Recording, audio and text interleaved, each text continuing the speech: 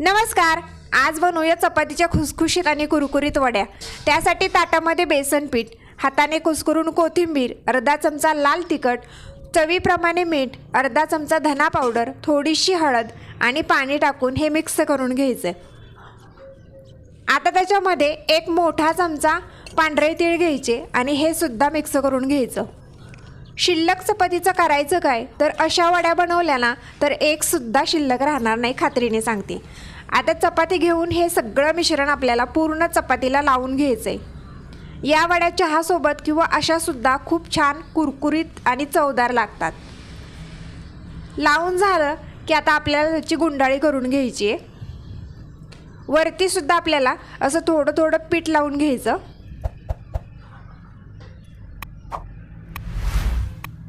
आता इथं चपाती मोठी आहे म्हणून मी त्याचे 2 भाग करणार आहे. चाळणीला अगोदरच तेल लावून ठेवलं होतं. आता त्याच्यामध्ये या टाकून घेऊया. पाणी गरम करायला ठेवलं होतं, वाफवायला ठेवूया आपण या वड्या. आता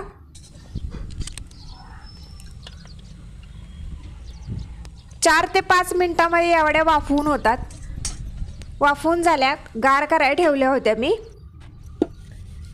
आता त्या कट करून घेऊयात.